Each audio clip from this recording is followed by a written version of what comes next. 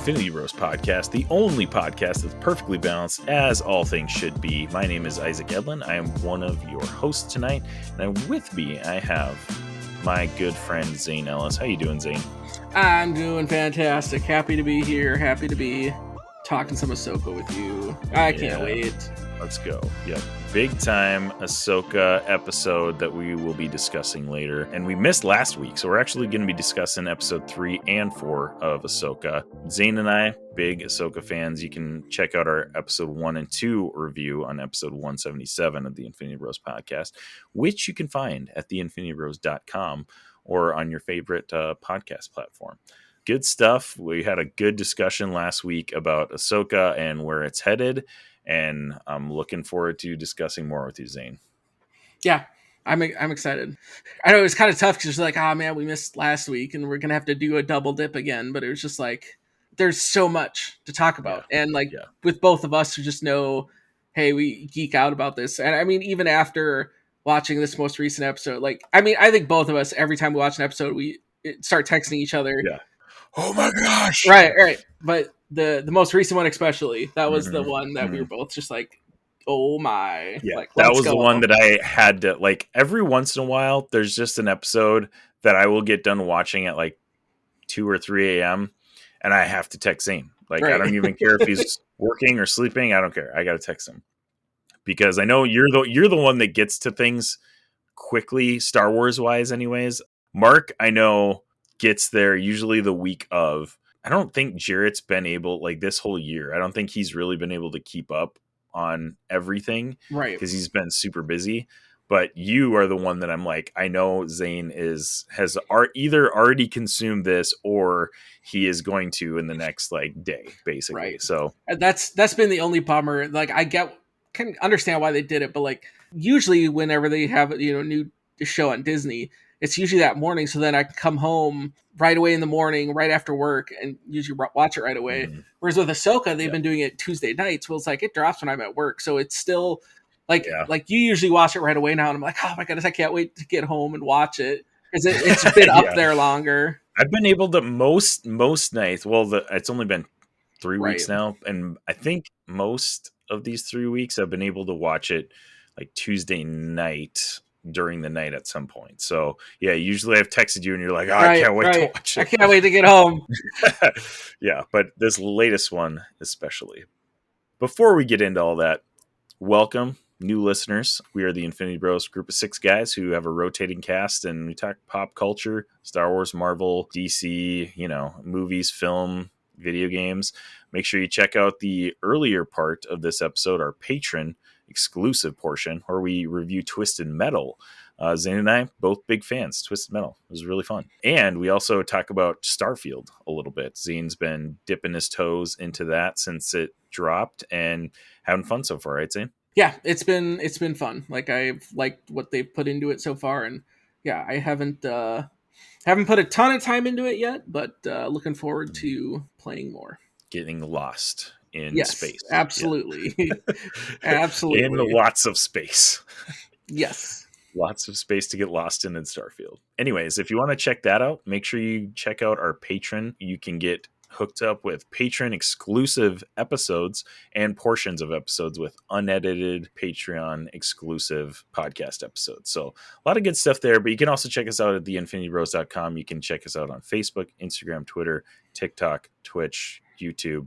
Infinity Bro Robbie's doing some really awesome stuff on TikTok, pushing that, and he's been talking about One Piece because the live action One Piece came out recently, I think in the last week or two, and finished that, and now he's starting the anime because he made a TikTok about it, and basically everybody was like, you need to watch the anime. So Robbie has embarked his journey on a anime that is over 1,000 episodes long. Right. Have you watched One Piece at all, Zane? I have. I watched the first season or two, but I think it kind of got to the point I was just like, my goodness, there are so many episodes, and then I just got distracted on other stuff, but then here I am also doing another rewatch of Dragon Ball Z, so I'm I have the time for it. I guess I'm just kind of being lazy. I should. But I mean, you look at that and it's intimidating.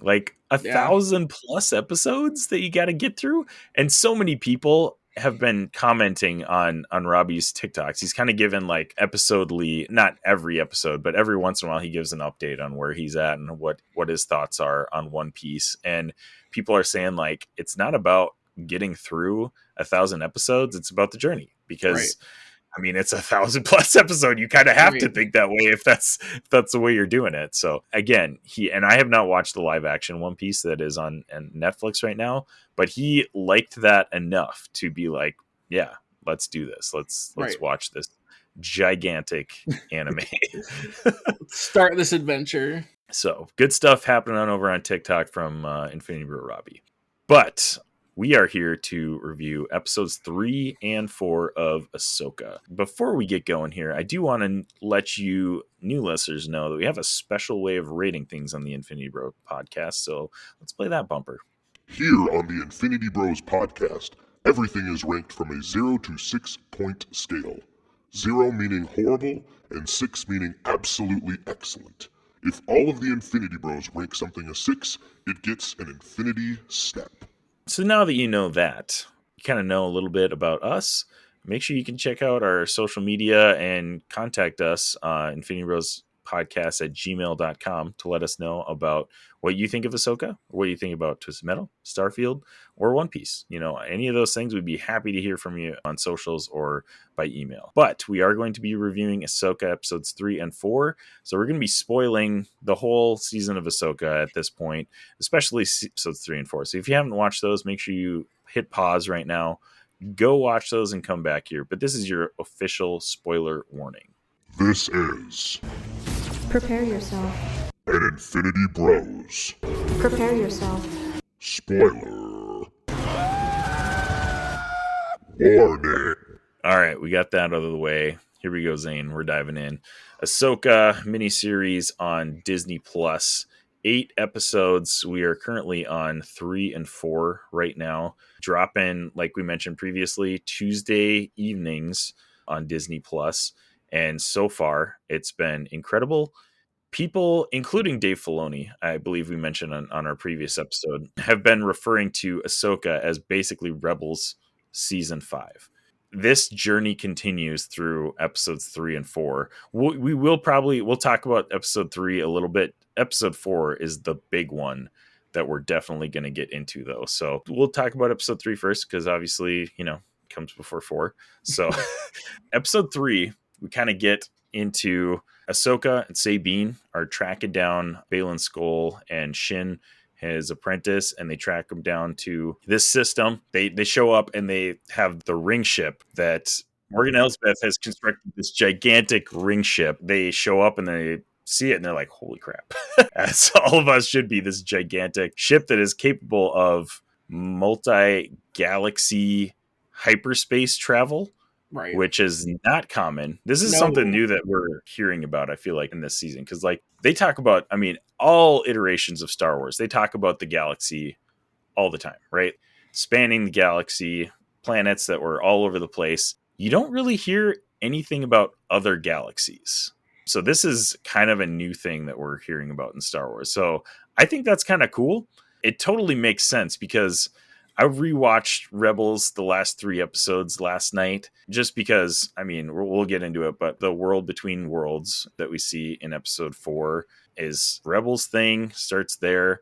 And I was like, I got to refresh my memory on how this all works. So watch those episodes. Man, they do just a phenomenal. We were talking about this a little bit pre-Patreon even. Rebels is such a good show. If you have not watched Rebels, you need to go watch that. It might be a little too late at this point to finish Rebels before Ahsoka gets done, but you need to watch Rebels. It is top tier Star Wars content. It's so stinking good. So yeah, again, Rebels rewatch. At the end of Rebels, if you don't want to be spoiled on Rebels, you probably shouldn't be watching Ahsoka. But I will give you a minor Rebels spoiler. This is what happens at the end of Rebels. Ezra basically gets on Thrawn's ship. He calls the Purgle to Thrawn's ship, and the Purgle, who are capable of apparently multi-galaxy hyperspace travel, which is not really explained in Rebels either, but it happens. They whisk both Ezra and Thrawn out into hyperspace. And then we find out in Ahsoka that this is in a different galaxy. Like, you can't get there in a normal ship. Like, you need a big old giant hyperspace engine. I don't know how they call it. Well, I'm not an engine. Well, it's multiple, because even in that ring, didn't they say that ring has Right. like Yeah, I six think there hyperspace are, right. engines or something? Yeah, like that? there's multiple. So like, you need a very powerful ship to traverse galaxies, which I think is good and makes sense, because like otherwise you could just be galaxy hopping Right. and doing whatever you want. So I think that was kind of a cool aspect that they added. Yeah, so the Purgle whisk Ezra and Thrawn onto this other galaxy, and obviously Morgan Elsbeth is trying to get Thrawn back. So here we come upon them, and they've got this giant ring ship that Morgan Elsbeth has created, and obviously it's a little bit more for them to handle. So that was pretty crazy to see the scale of the ship compared to, like Ahsoka's ship, or later in episode 4, Hera's ship, and the X-Wings that Right. come by. So they get basically shot down and land on the planet that they're nearby, that they're kind of using as a base to set up all this stuff. The one thing that I thought was cool in episode 3 was we got live action big close-ups of Purgo. Yep. That was really cool. Like, that was and cool. they've done a fantastic job with space battles. I feel like Mandalorian had some phenomenal dogfighting, just really, really, really great filmmaking with space battles in Star Wars over the past, Disney Plus shows that we've gotten. So great space battle. And then all of a sudden they're getting close to the surface of the planet, and boom, like a herd of Purgle, or however you herd, whatever like word that they use for a lot of Purgle. There's a lot of them. Yeah, we'll go with herd. That sounds good. That makes sense. I suppose, like, I wonder, I would have to look that up. I wonder what they call a bunch of whales. There's probably a name for a pack of whales. A pod of Is that what Purgle. it is? Okay, that actually sounds pretty good. We'll go with a pod. Sounds pod of Purgle. A pod of Purgle. Plus, it's fun to say, a pod of Purgle. Yeah, so. Yeah, we got a pod of Purgle, and they're like flying in between the Purgle tentacles and stuff. Like, oh, it's so cool. Like, for the Rebel fan in me, it was just like, this is it. This is Star Wars. How many times have we said that during this season of Ahsoka? This is Star Wars. Now this is Rebels. It's Rebels. Yeah. Oh my gosh, it was so cool. I do want to actually point out, though, episode 3 is, I mean, there is a little bit of action in it, but it's a building episode. So like, yes, there's not a whole lot that really happens in that episode, but we do, obviously it advances the story. We get them down on the planet's surface, and then episode 4 is really where the crazy stuff starts. I mean, the best part of episode 3 is probably that last like 10 minutes. But yeah, it does a lot of building, but like just the whole end of just everything after their ship gets stuck before they get down to the planet. Like that whole sequence of running from the Purgle, and then Ahsoka just being like, hey, watch this. Yeah. And then just goes out, and you keep fix this ship. Yeah. And then just goes out, and you're just like, oh yeah, I'm just gonna defend the ship in my Saiyan combat armor. Yeah. Oh yeah. Okay. Yeah. That was a part that we have to talk about, because okay, for all of the Jedi in space that we've gotten, and I feel like almost 100% of it has been animation. Like Clone Wars, I feel like, is the most Jedi in space that we've gotten. Seeing it in live action was just, it was so cool. Like, I was geeking out seeing her same. in her, and one part that I was like a little like thought was funny was that she's got her own spacesuit that is literally like fit to her head and everything. I was like, okay, that's kind of cool. I like it. Right. But yeah, she's just custom out there. I don't know how space really works in Star Wars. I would assume that it's similar to space here, but like, it seems like the ship's got some gravity, because she's like stepping on it, like walking on it. She doesn't have any tethers on the ship. or nothing. But she's just flipping all, and part of it could be just like her force, like keeping her on the ship. But man, it was so cool to see her defending the ship in space with her lightsabers and stuff. Oh my gosh.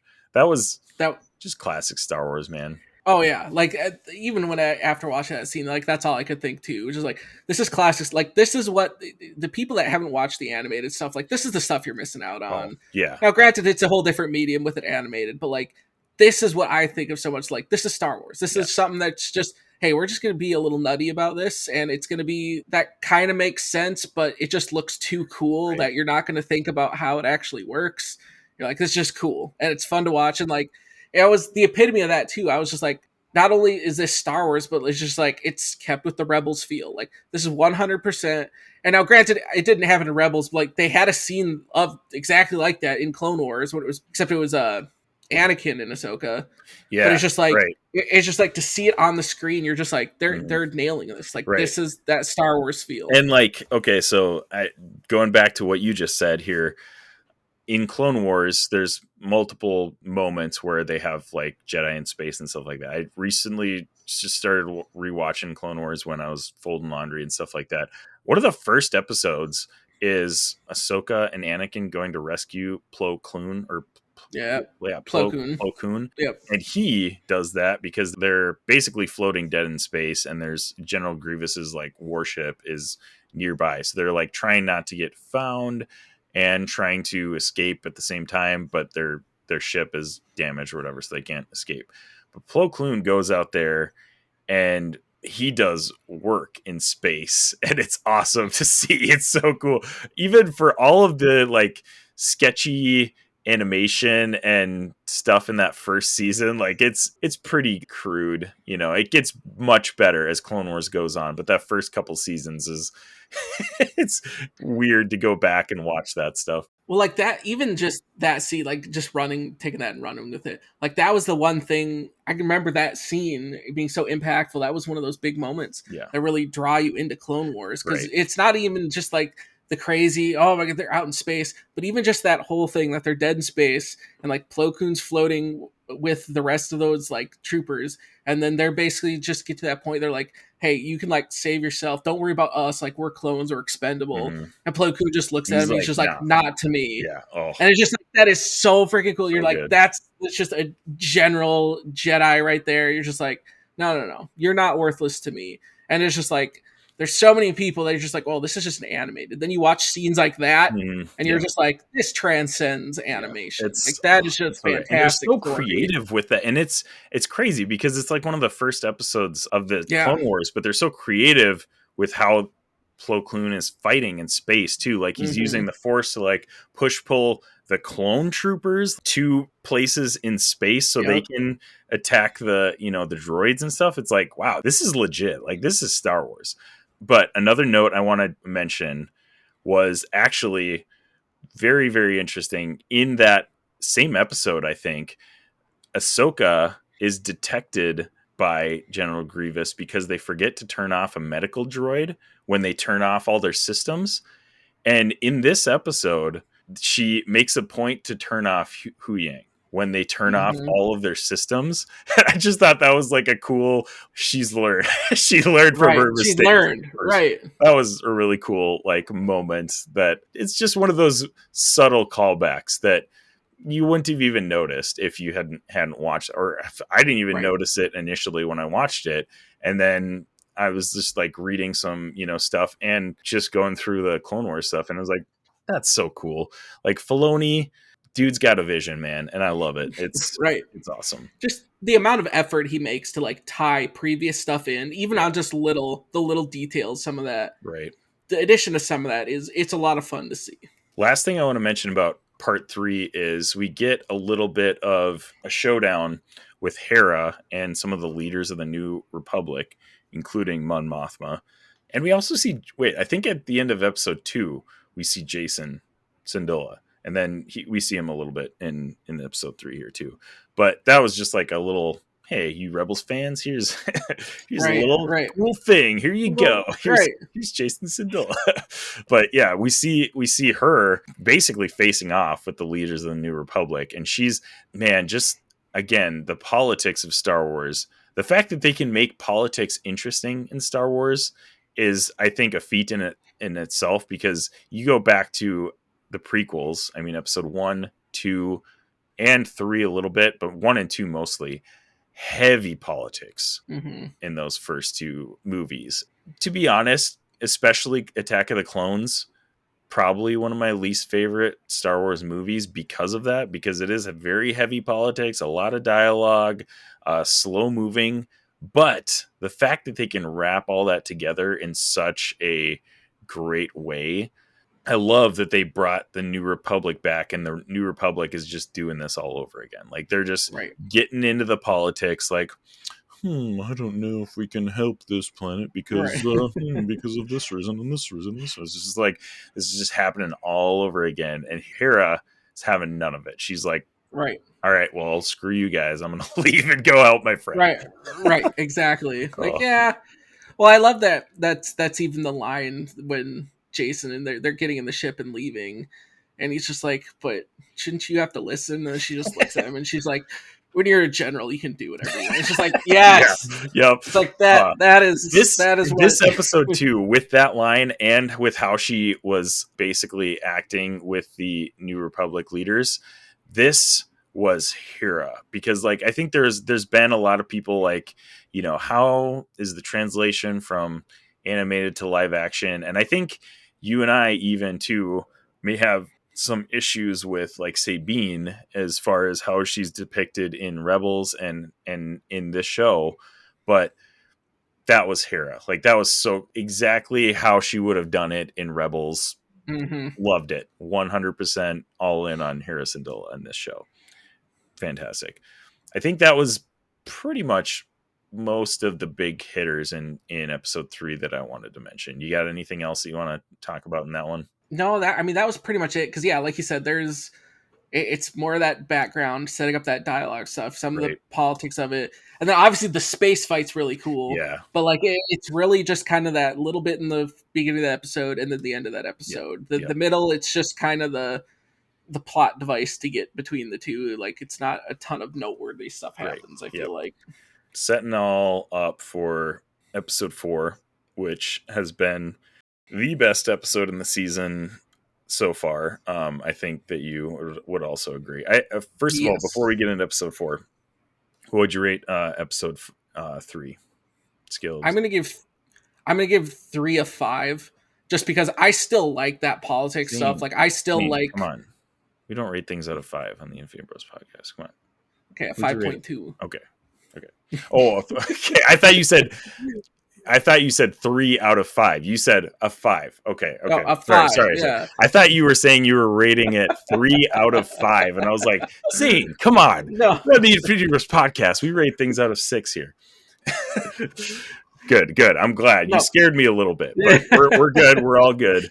Okay, no, I think I'd give it that too. I would give it a 5 out of 6 as well. It's still entertaining. It's entertaining. It drags a little bit, but like, I still love a good space fight. Like, it's always super entertaining. The Purgle, great. Like, I think what helps it with the 5 or so much more is that was definitely more of an episode of like, if you liked and watched Rebels, like, you're gonna get way more from that episode than I think so too. Yeah, absolutely. Diving into part 4, I think this is also, I mean, a little bit of background. I think this is one of the highest rated episodes of Disney Star Wars TV ever. It's on IMDb a 9 out of 10. I'm not sure what it is on Rotten Tomatoes, but I can't imagine it's any less than like 95%. Right. It's phenomenal. It's a great episode. If you haven't watched it yet, well, first of all, what are you doing? Listen to this, but like, you need to go watch this, because some jaw-dropping moments in this.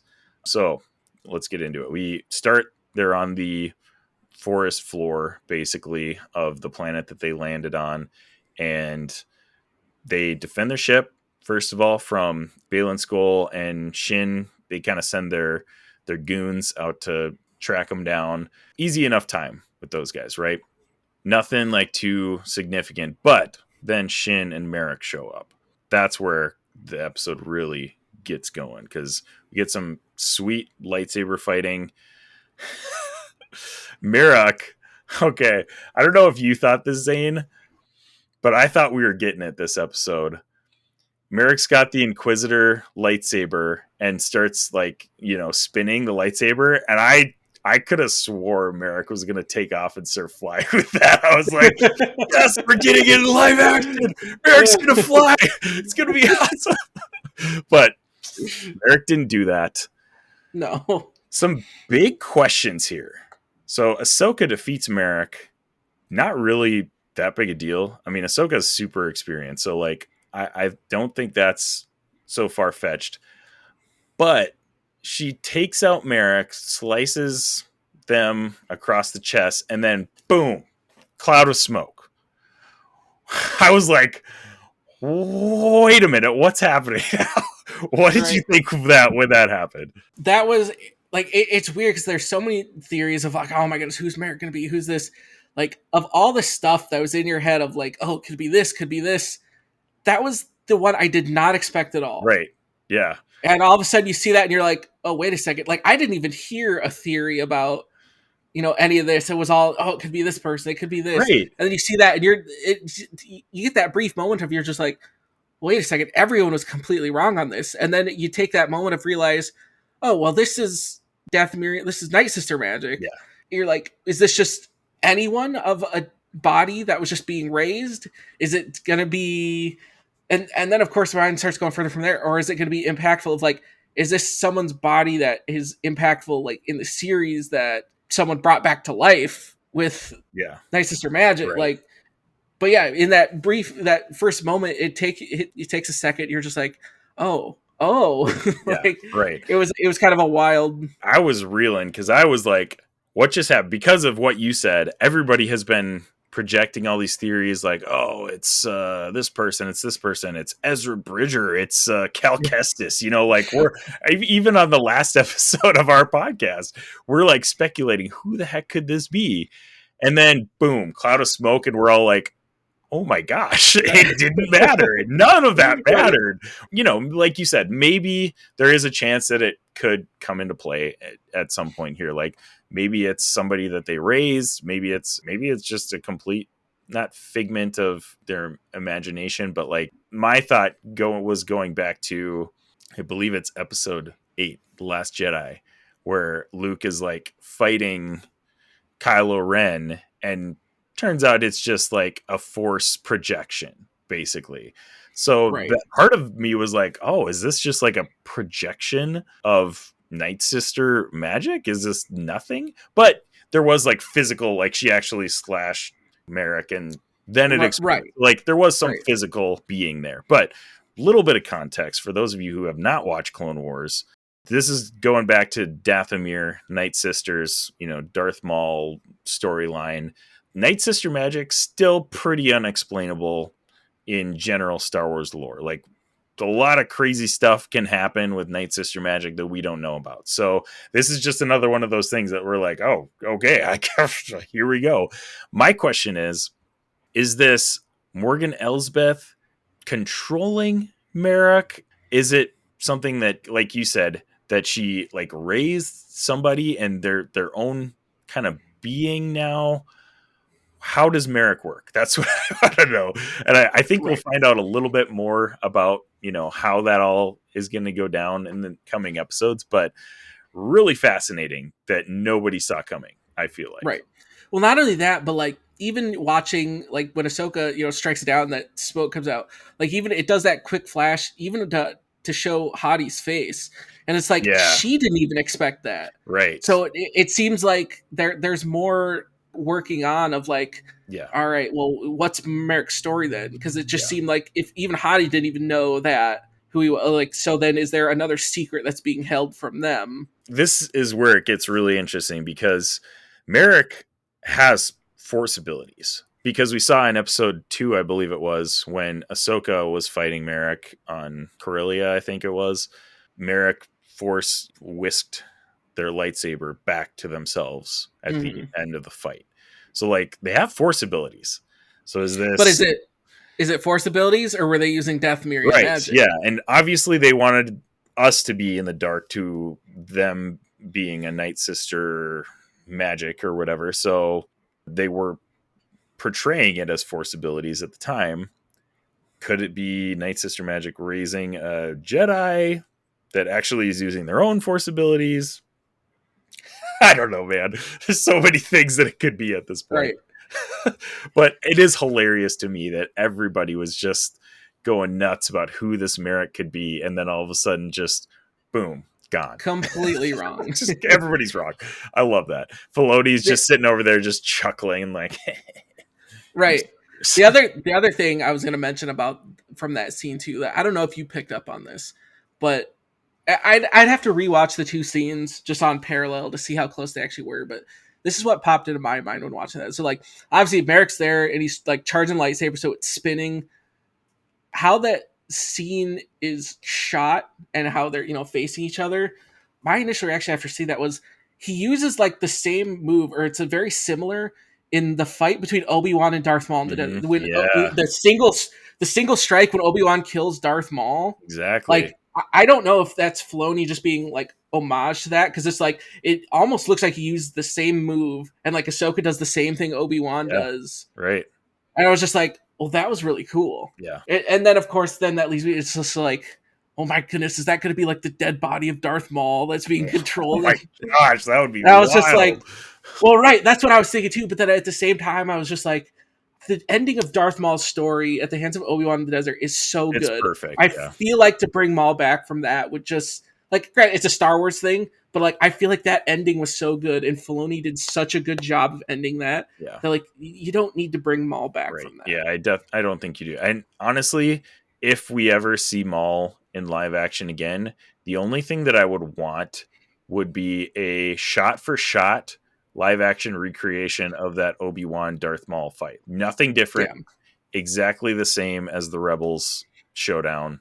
That's all I want from Darth Maul at this point. Like That would be he epic. had Yeah. an incredible arc in Clone Wars and in Rebels, and I think it's just perfect the way it is. Just leave it be. There has been some buzz about potentially doing a Solo sequel. Obviously, at the end of Solo, we get Darth Maul, a cameo of Darth Maul, and he from what I remember, he's still got the spider bottom in the that lower body. it's like pretty early Darth Maul. So there's time to do some live action stuff if they really want to. Yeah. But I don't know. Honestly, Solo is good in and of itself. I don't think it really needs a sequel. I mean, hey, if they make one, I'm gonna watch it. Right, I'm gonna watch it. Right. But I don't think it really needs it. But yeah, that's the only thing I really would want from a live action, more of Darth Maul. So next thing I want to talk about here, Zane, is Sabine. There's been a decent amount of discussion about the differences between Sabine in Rebels and Sabine in Ahsoka. The main thing that I think people are picking up on is that she seems pretty inexperienced and kind of green in Ahsoka. Not just in lightsaber battles, which we would expect. That makes sense because she's not super highly trained in, lightsaber battles per se. But as a warrior, she is very capable. Going back to, again, my rewatch of the last 3 episodes, like she's a badass in Rebels. Like she can take care of herself just fine, even against higher threats like other Mandalorians, even like some Jedi and dark Jedi Sith type threats. Like she's capable of handling herself without the lightsaber stuff. So the fact that we see her struggling in this series is interesting to me. I think they may have set her back a little bit as far as just being a warrior. But at the same time, I think Natasha Liu Bordizzo, who plays Sabine Wren, I think she's doing a fantastic job portraying her. But it is just interesting how they portraying her skills, I guess, in this live action Ahsoka. I think so. This next part, we kind of have, Ahsoka break off and she's taken on Merrick and Sabine takes on Shin. Rematch. Cool. Love that. And the first part I think is really cool. Sabine comes out with her blasters and has Shin on the run. Like that part shows the warrior in her, I feel like, Right. because she's like, Shin obviously senses that she's a threat without her lightsaber, right? Like she's running, like she knows that she's legit. Mhm. But then all of a sudden, when it comes to time to take out the lightsaber, it's like, boom, she's like back to kind of like elementary, crude lightsaber fighting and stuff like that, which again, maybe expected with the lightsaber fighting, but not the other stuff. What have been your thoughts on Sabine so far? And does that bug you at all, or you've not really noticed that? I mean, I've noticed a little bit, but I don't think it's been enough to be bothersome to me. Because, like, for me, I think what Sabine is representing more, especially in this show. Granted, it's named after Ahsoka, but like we've already seen so much from Ahsoka's past and everything else. We've seen Ahsoka have the hero struggle. I think Sabine in this show is where we're finally seeing like it. It's the hero struggle for Sabine in this one. Because I mean, Ezra's not here, even though we've seen it most of his story with Rebels. Hera's kind of off on her. Like Sabine's that present one that has to go through that struggle because just like everything that they've set up too, just like oh, she was training under Ahsoka, and Ahsoka and her head are different. Just everything that's happened, and then I think it represents the hero struggle. It's just like who is she confident in herself? And like I get not being able to fight well with the lightsaber because just like I mean even like listen to the episodes before when Huang's like you'd be the worst candidate I've ever seen and like all this stuff and it's just like I think that's what ties into her story is it's her doubt in herself. I think she's competent as a warrior and as a Mandalorian, but I think there's that struggle and growth that she can be more. Like you even see that then later in the episode of not destroying that map because she wants to get back to like she wants Ezra back. I feel like that her character, like I said, the show's called Ahsoka, but I think we're gonna get the most character development from Sabine throughout this whole show. I think you're right on that because we mentioned it last episode too. We've gotten a ton of character growth with Ahsoka through Clone Wars. Mm-hmm. Like that turned out to be her show. For all the things that people have been saying about Ahsoka, I think the fact that we're getting some of these other characters and like you said, their character growth, Sabine's character growth, I think that's phenomenal. And I think even going back to Rebels, Sabine, that's not new struggle for her. Like they went through another Mandalorian civil war in Rebels and people looked up to her as a leader against, kind of the Imperial side of the Mandalorians. And she didn't really want to be a leader and didn't want to be part of that. Like she just ended up kind of getting thrust into that position and she struggled with that big time. And, finally, when that civil war resolved, she did give up leadership and gave the Darksaber back to Bo-Katan. Here we go again. She's kind of trying to figure out where her place in the galaxy is. And I think you're right. I think we're going to see more of that this season than growth from Ahsoka because Ahsoka's pretty mature and pretty well set in her place in the world at this point, I think. Right. So, or the universe, I should say. Right. There's a lot of worlds in that universe. Right.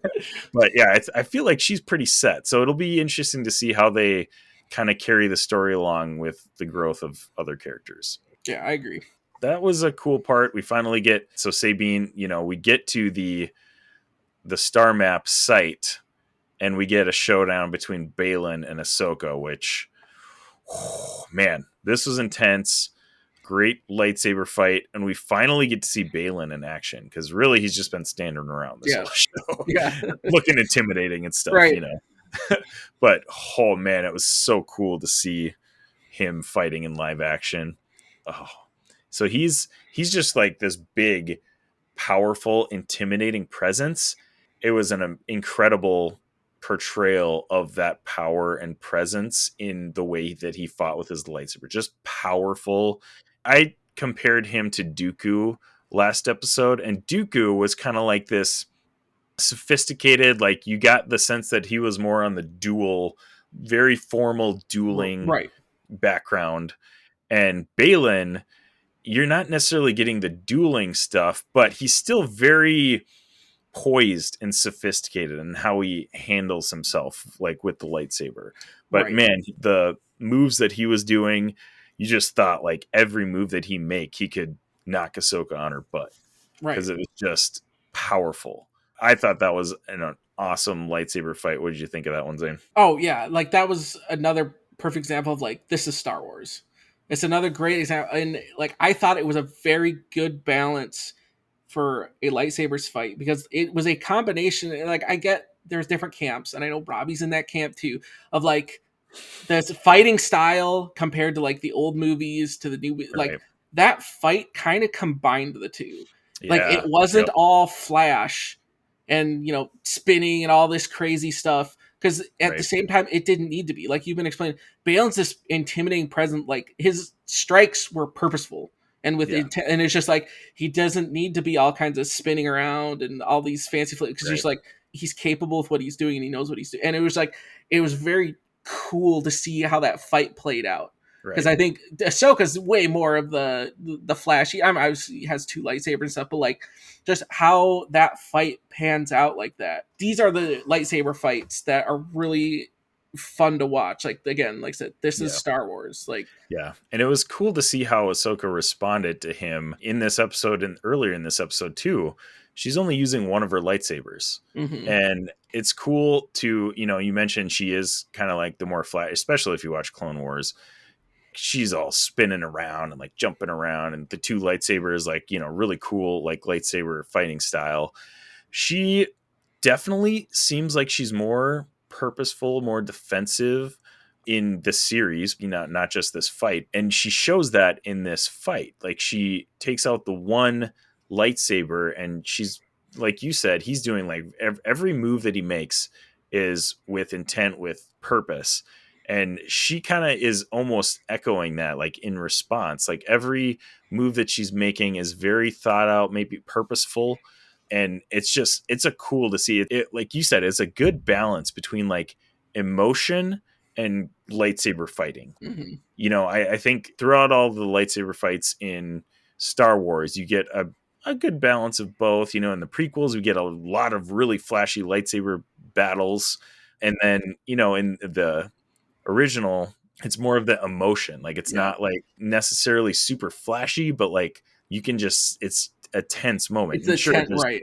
Right. There's definitely a balance of both in most lightsaber fights, but I think they did a really good job of balancing both of those in this one for sure. And I love Baylan, dude. I think he's an amazing villain. Or hey, look at the other side.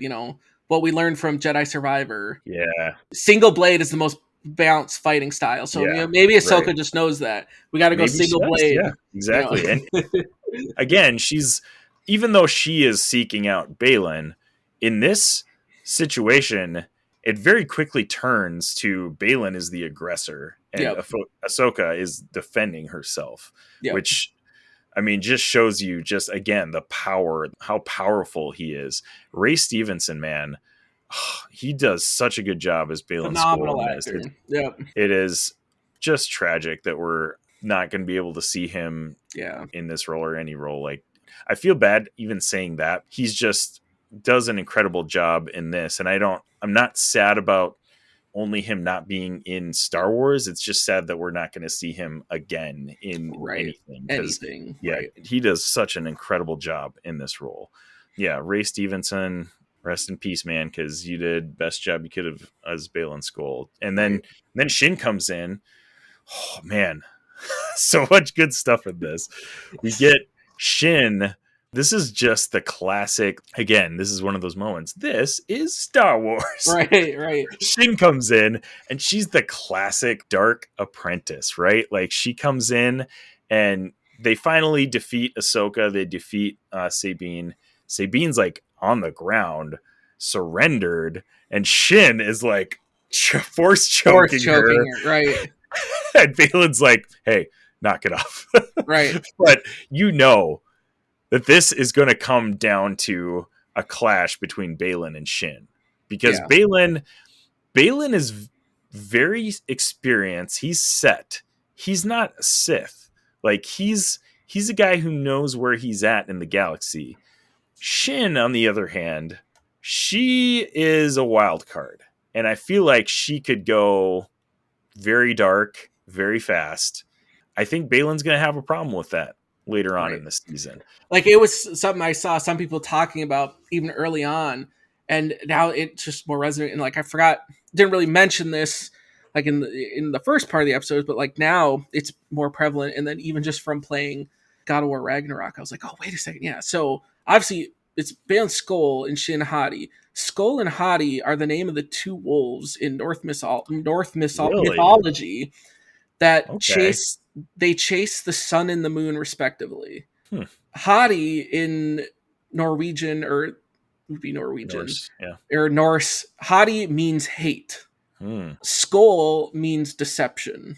Wow. And so it's just very fascinating when you look in those names, and basically that's what the story is, that each wolf, one is chasing the sun through the sky, one is chasing the moon, and they represent like light and dark, good and evil, like, kind of like the aspect of like yin yang. Like, you look up drawings of Hati and Skoll in any like Norse mythology, and that's what they look like. It's the working together, that they are representatives of life and death, light and dark. And I just think that was really fascinating. It's like, there's no way that's just, oh, these are cool names. Like, I think that was such an intentional thing. Didn't think we were going to get a Norse mythology lesson from Zane on the Infinity Bros podcast, but here you are.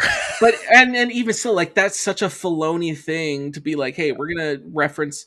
Now, granted, there's also a whole deep cut with Merrick, because like Merrick was a knight in, I don't know if you heard this at all too, but so Merrick was a knight in like King Arthur's table. Oh, okay. And Morgan was also, Morgan Le Fay, who is the sorceress, blah, blah, blah. Yeah. So there's a story that, I don't know if the names are all interchangeable and different stuff, but there's an King Arthurian legend of Merrick who gets turned into a werewolf. And then he has to like prove his innocence to get turned back. Like, it's really interesting how like these names, I don't think are just like, oh, these are cool names. Like, you look at it and you're like, this has to be like a deeper meaning to some of the stuff. And knowing Filoni, like, he's the type of guy that's like, hey, we're gonna get creative with some of this stuff. Yeah.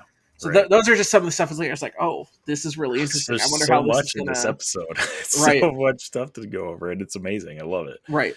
Anyways, we get Sabine basically giving the star map to Baylan, who completes the download of the star map to to Morgan Elsbeth, and then destroys it in the coolest way possible. Yes, that was like the coolest shot. That was so legit. I was like, oh dang, gosh. Okay. Whips out his orange lightsaber and just oh legit. Gosh. Like, that was so cool. Baylan's going to become like one of my favorite like antagonists in Star Wars by the end of this. It's so cool.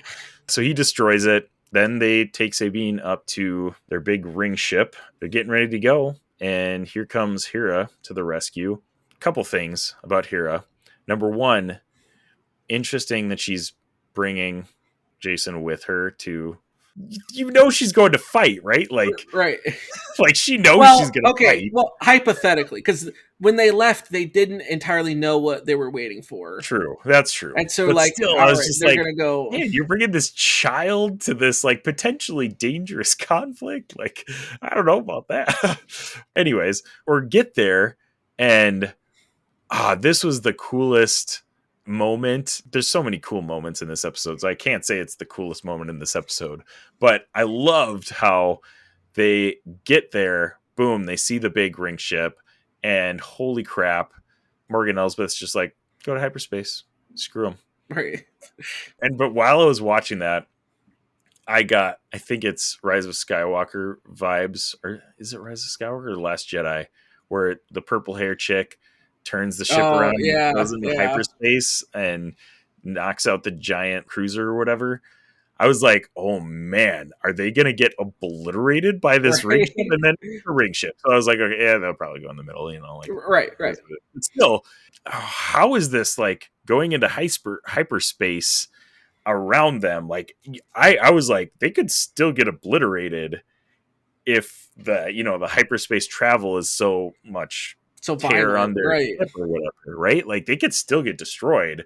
So I was like, wow, what's going to happen here? You go into hyperspace, boom, knocks him back a little bit, but it's just like, okay, that was a cool That was a bad cool guy moment. shot. Yeah. Yeah, Yeah. cool bad guy moment by Morgan Elsbeth there. You know, to this point, like she's like your typical bad guy, like I'm gonna do all the bad Right. things. You know, like, you just expect stuff like that. Right. That was the moment that I was like, okay, That that was was cool. kind of cool. Yeah. That was kind of cool. Yep. They're sitting there floating in space. We get the giant, most important moment in live action Disney Star Wars to date at the end of this episode. Yes. Ahsoka, who was knocked off of the ledge by Baylan Skoll, presumed dead by Skoll and Hadi and Sabine, wakes up in the world between worlds, which, you know, after Rebels, you kind of assumed that that might have a part to play in Star Wars at some point. Right. But, you know, it's just one of those things like, is it, you know, you could just leave it in animation, you know, and just like, it's one of those weird Star Wars things. And it's really cool, but it's like so mystical and we know nothing about it, even from the episode, almost 3-4 episode arc that we get in Rebels about it. Still, we just don't know anything about it. Right. And so I did not expect them to go to it this early. It was just like, what? Yep. She wakes up in the world between worlds. For you non-Rebels Star Wars fans, is basically like a place in between like space and time. Like it's, you can see moments in time, but it's not necessarily, and there's portals to those moments in time, but you can't really like go and come and go as you please. Like it's not really a time travel thing. Again, lots of questions about it. Filoni goes a little bit in detail in an interview and basically says it's not meant to be like a time travel thing. You can see these moments in time, which we go back to Ezra Bridger in Rebels. He makes it into the world between worlds, is able to pull Ahsoka out of a moment in time into the world between worlds. So Ahsoka's been there before. That's what's really interesting to me, is that like she knows what this is. She wakes up and she's not really, she's surprised that she's there, but she's not mind blown. Right. Like she's been there before. Right. She's been there before. But, you know, there's only certain portals that you can come in and go out of, as evidenced by that episode. So I'm really interested to find out what happened to get Ahsoka to this place. She turns around.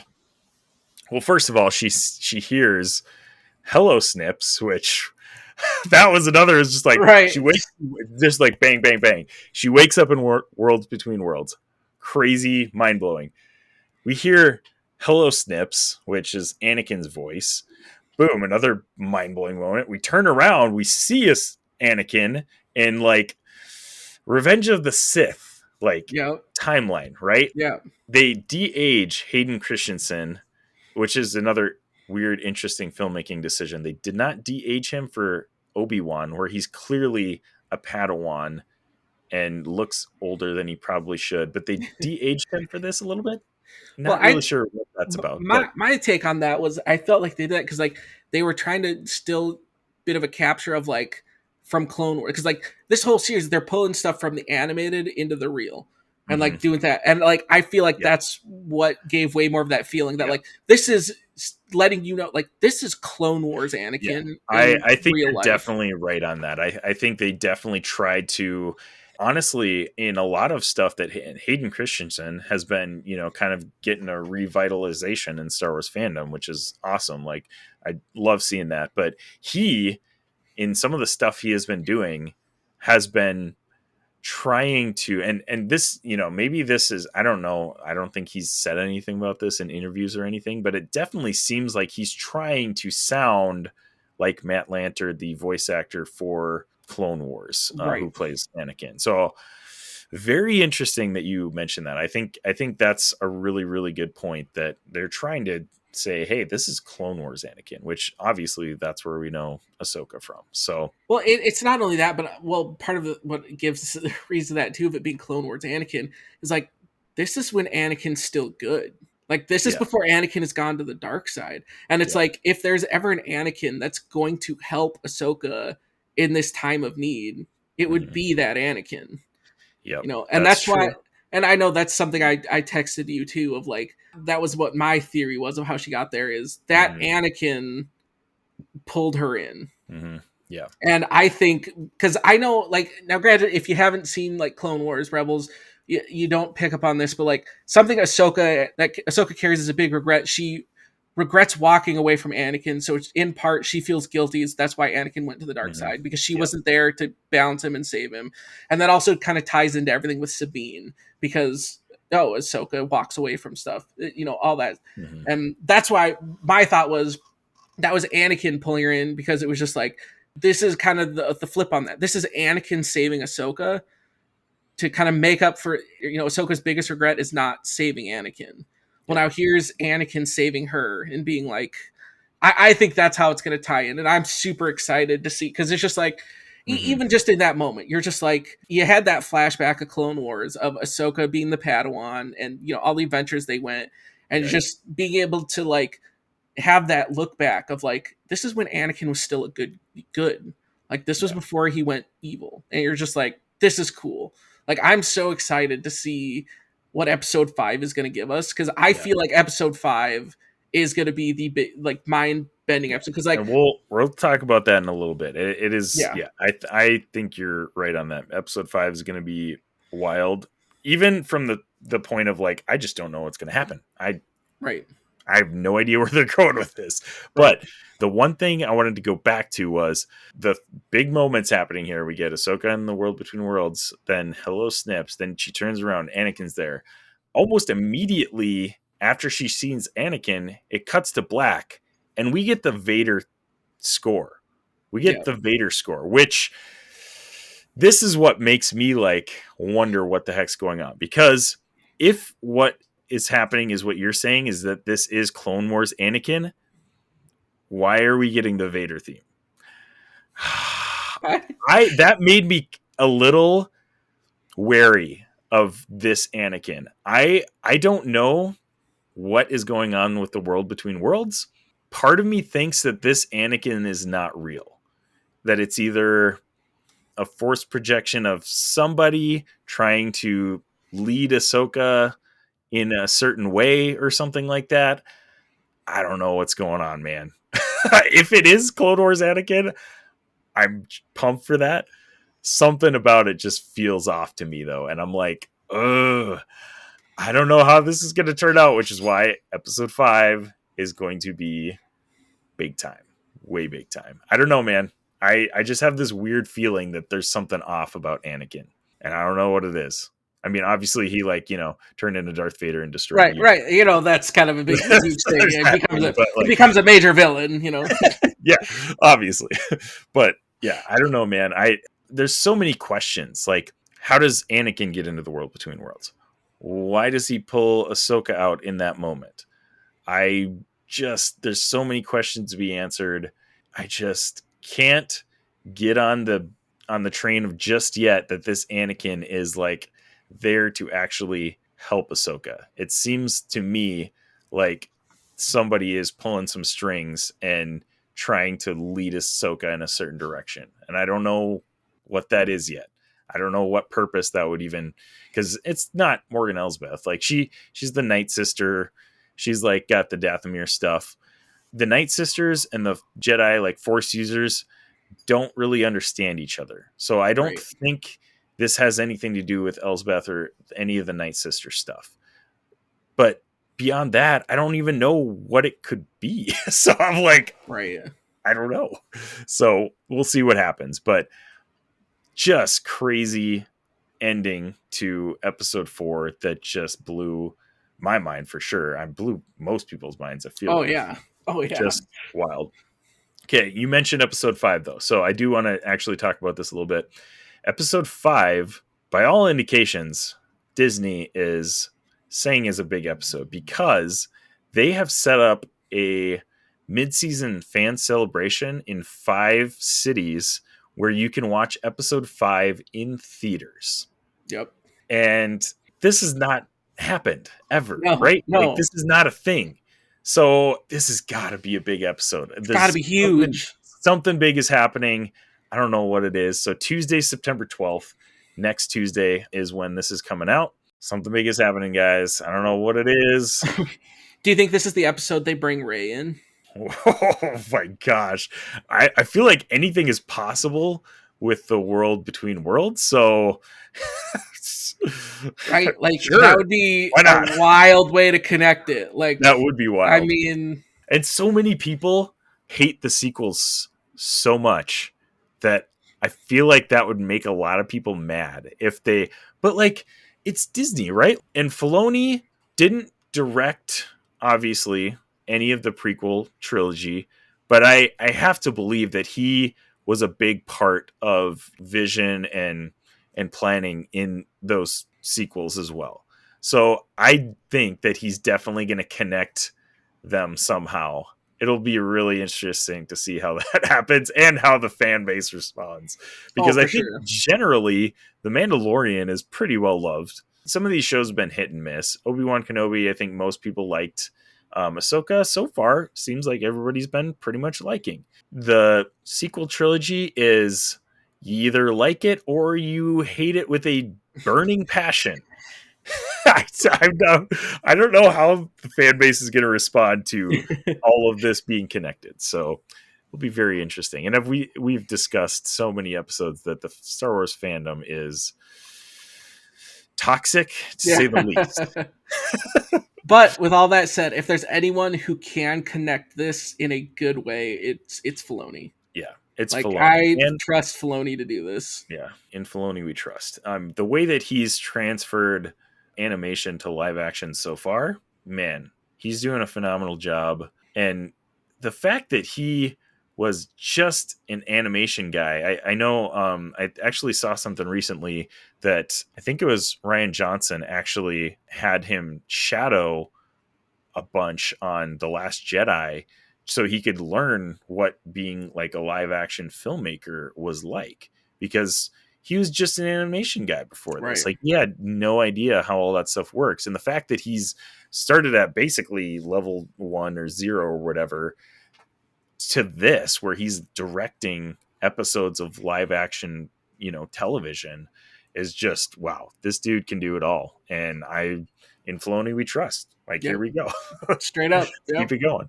This episode's a 6 out of 6 for sure. Easily. I know you're on the same boat. Easy. Don't really, this has got to be, I'm trying to think of better episodes in live action. There's probably definitely a few Mandalorian episodes that we could say are in that capacity, like on this, in the same tier.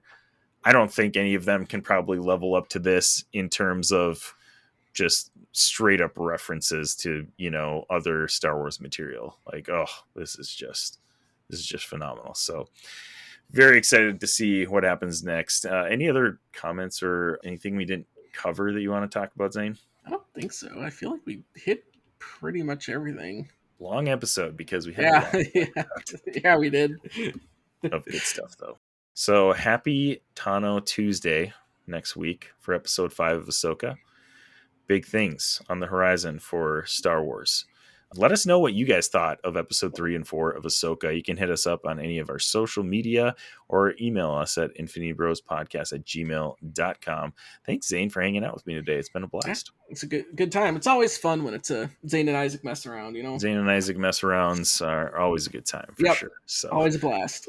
Thank you, listeners, for making us a part of your podcast experience. Wherever you're listening, however you're listening, thank you so much. We love you 3000. Have an amazing day, night, weekend, whatever it is for you. Bye. Bye. Thanks for tuning in to the Infinity Bros podcast. You can find the Infinity Bros on Twitter, Instagram, Facebook, TikTok, Twitch, and YouTube at The Infinity Bros. You can also check out our website at theinfinitybros.com for links, reviews, and sweet merch. Feel free to send us listener feedback via social media or email at infinitybrospodcast@gmail.com.